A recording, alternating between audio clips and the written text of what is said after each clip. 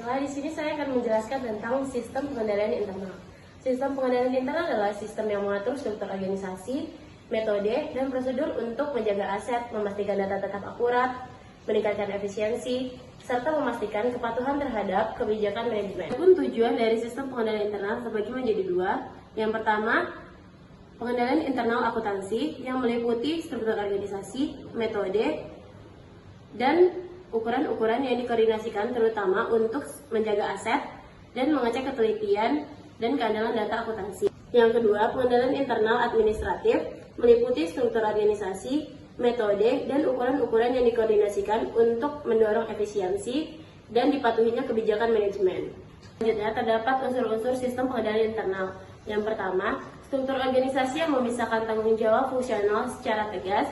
Yang kedua, sistem wewenang dan prosedur pencatatan yang memberikan perlindungan yang cukup terhadap aset, utang, pendapatan, dan beban. Yang ketiga, praktik yang sehat dalam melaksanakan tugas dan fungsi setiap unit organisasi. Yang keempat, karyawan yang mutunya sesuai dengan tanggung jawab. Untuk melaksanakan transaksi pembelian dalam perusahaan terdapat beberapa fungsi. Yang pertama, fungsi gudang, yaitu untuk mengajukan permintaan pembelian dan menyimpan barang yang telah diberikan oleh fungsi penerimaan. Yang kedua ada fungsi pembelian, yaitu untuk melaksanakan pemesanan barang kepada pemasok. Fungsi penerimaan, yaitu untuk menerima atau menolak barang yang telah diterima oleh pemasok. Fungsi akuntansi, yaitu untuk mencatat utang yang timbul dari transaksi pembelian dalam kartu utang dan mencatat persediaan barang yang diterima dari transaksi pembelian atau kartu persediaan. Dalam melaksanakan transaksi pembelian, sistem wewenang diatur sebagai berikut. Yang pertama, kepala fungsi gudang berwewenang untuk mengajukan permintaan pembelian dengan surat permintaan pembelian yang ditujukan untuk fungsi pembelian. Yang kedua, kepala fungsi pembelian berwewenang memberikan otoritas pada surat order pembelian yang diterbitkan oleh fungsi pembelian. Yang ketiga ada kepala fungsi penerimaan berwenang memberikan otoritas pada laporan penerimaan barang yang diterbitkan oleh fungsi penerimaan. Yang keempat ada kepala fungsi akuntansi berwenang memberikan otoritas pada bukti kas keluar yang dipakai sebagai dasar pencatatan terjadinya transaksi pembelian. Selanjutnya ada cara-cara umum yang ditempuh oleh perusahaan dalam menciptakan praktik yang sehat. Yang pertama, penggunaan formulir bernomor urut tercetak yang pemakaiannya harus dipertanggungjawabkan oleh orang yang berwenang. Yang kedua, pemeriksaan mendadak. Yang ketiga, setiap transaksi tidak boleh dilaksanakan dari awal sampai akhir oleh satu orang atau satu unit. Yang keempat, pertukaran jabatan. Yang kelima, keharusan pengambilan cuti bagi karyawan yang berhak. Yang keenam, secara periodik diadakan pencocokan fisik. Ketujuh, pembentukan unit organisasi yang bertugas untuk mengecek efektivitas unsur-unsur sistem pengendalian internal. Yang selanjutnya, untuk mendapatkan karyawan yang kompeten dan dapat dipercaya, berbagai cara berikut yang dapat ditentukan. Yang pertama, seleksi calon karyawan berdasarkan persyaratan yang ditentukan oleh perusahaan. Yang kedua, mengembangkan pendidikan karyawan selama menjadi karyawan perusahaan. Selanjutnya, lingkungan pengendalian. Lingkungan pengendalian mencerminkan sikap dan tindakan para pemilik dan manajer perusahaan mengenai pentingnya pengendalian internal perusahaan. Lingkungan pengendalian ini memiliki 4 unsur. Yang pertama, filosofi dan gaya operasi. Yang kedua, berfungsinya Dewan Komisaris dan Komite Audit. Yang ketiga, metode pengendalian manajemen. Dan yang keempat, kesadaran pengendalian. Siapa sih yang bertanggung jawab atas pengendalian internal akuntansi? Dalam perusahaan, pemilik menyerahkan pengelolaan aset kepada manajer profesional dan manajer bertanggung jawab untuk mengelola dan mempertanggungjawabkan hasilnya lewat laporan keuangan. Dan supaya laporan keuangan itu bisa dipercaya, maka perusahaan harus mempunyai sistem pengendalian internal yang baik. Kalau sistemnya itu kuat, maka laporannya itu akan akurat dan aset akan aman. Tapi kalau sistemnya itu lemah, maka akan menimbulkan kesalahan atau penyalahgunaan. Oke, baik, sekarang kita akan masuk ke tujuan pengendalian internal. Yang pertama itu adalah menjaga aset perusahaan. Maksudnya itu apa? Yaitu adalah agar aset atau kekayaan perusahaan seperti uang, barang, perlengkapan, kendaraan, atau hal lainnya itu tidak disalahgunakan. Lalu bagaimana dengan caranya? Yang pertama itu adalah penggunaan aset.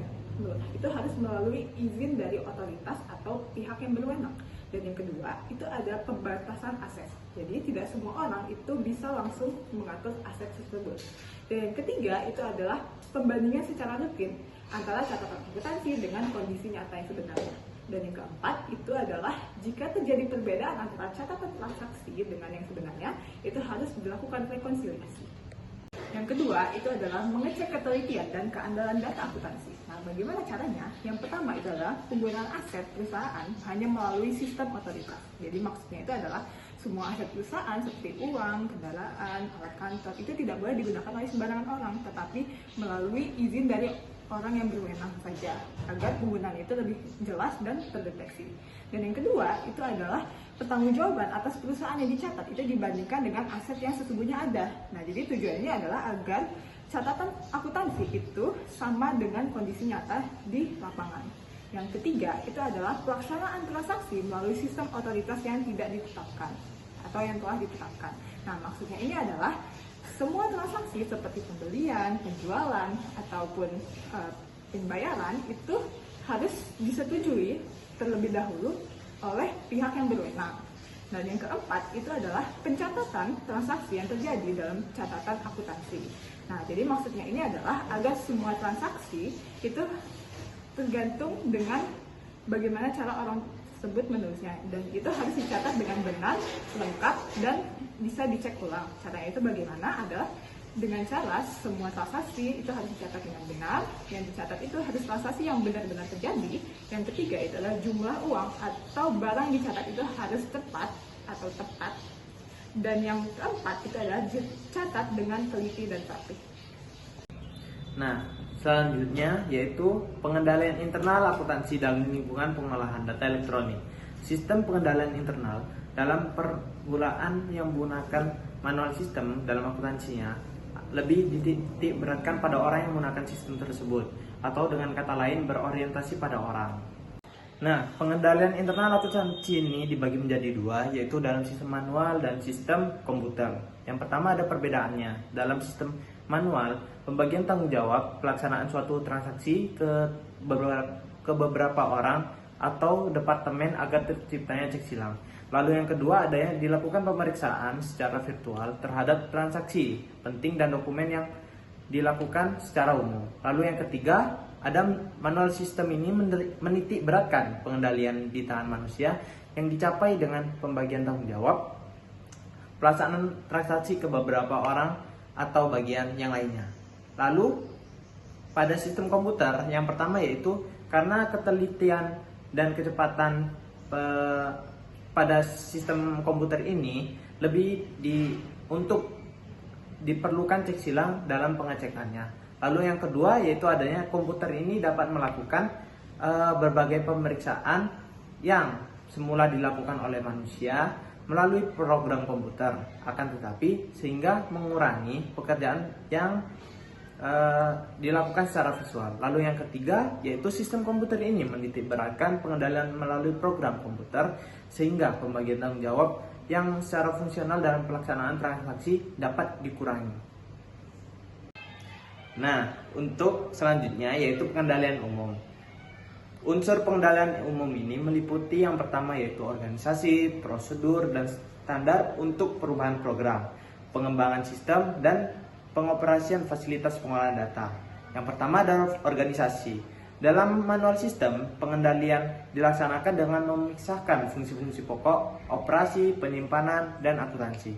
Semua transaksi akan dilaksanakan oleh fungsi operasi jika ada otoritas dari yang berwenang. Nah, untuk menciptakan sistem pengendalian internal dalam lingkungan pengolahan data ini, yang fungsinya sebagai organisasi dan fungsi akuntansinya dimasukkan dalam program komputer, yaitu yang pertama yaitu fungsi perencanaan sistem dan penyusunan program, lalu yang kedua ada fungsi operasi, fasilitas pengolahan data, lalu yang ketiga fungsi penyimpanan program dan kepustakaan. Pemisahan ketiga fungsi tersebut harus dilakukan dalam lingkungan pengolahan data elektronik karena yang pertama pemisahan ini akan menciptakan pengecekan silang terhadap ketelitian dan kepantasan perubahan yang dilakukan secara umum. Lalu yang kedua, pemisahan ini dapat mencegah karyawan operator komputer melakukan perubahan terhadap program sistem komputer tersebut. Lalu yang ketiga, pemisahan ini dapat mencegah akses terhadap komputer oleh selain karyawan maupun orang lain yang akan tahu mengenal sistem tersebut. Lalu yang keempat, pemisahan ini akan mendorong efisiensi karena setiap fungsi tersebut memerlukan kemampuan, latihan, dan keahlian yang berbeda dalam melaksanakan kegiatannya. Lalu yang kedua, yaitu pengendalian terhadap sistem dan program. Nah, yang saya telah jelaskan tadi, terdapat pengendalian umum yang bersangkutan dengan fungsi pengembangan sistem dan program yang meliputi yang pertama yaitu prosedur penelahan dan pengenalan sistem baru. Lalu yang kedua, prosedur pengujian program. Lalu yang ketiga yaitu Selanjutnya adalah pengendalian terhadap operasi komputer. Jadi pada bagian ini adalah hal yang mengatur bagaimana komputer dan sistem itu dijalankan dengan aman. Nah, bagaimana dengan langkah-langkahnya? Yang pertama itu adalah akses ke ruang komputer itu dibatasi. Jadi hanya pegawai tertentu saja yang boleh masuk. Yang kedua itu adalah pengendalian terhadap arsip dan data. Itu hanya orang berwenang yang bisa memakai atau mengubah data tersebut. Dan yang ketiga itu adalah program yang digunakan harus resmi dan terotorisasi. Dan yang keempat itu adalah keamanan fisik komputer itu harus dijaga. Dan yang kelima itu adalah penyimpanan arsip dan data dilakukan dengan rapi dan perpustakaannya itu harus ada datanya. Dan yang keenam itu adalah diarsipkan arsip cadangannya agar data tidak hilang jika komputer tersebut rusak. Dan yang terakhir itu adalah menggunakan password untuk batasi akses data dalam komputer. Oke, baik, selanjutnya saya akan membahas tentang fungsi pengawasan internal dan eksternal. Yang pertama, saya akan menjelaskan terlebih dahulu apa itu fungsi pengawasan internal. Jadi, pengawasan internal ini berada di dalam Departemen Pengolahan Data Elektronik atau PDE. Tugasnya itu adalah yang pertama, itu mengawasi proses pengolahan data saat diterima sampai dikirim ke pengguna. Yang kedua, itu adalah menjadi penghubung antara bagian komputer dan penggunaan data. Yang ketiga, itu adalah mengecek kesalahan yang muncul di sistem dan memastikan itu sudah diperbaiki.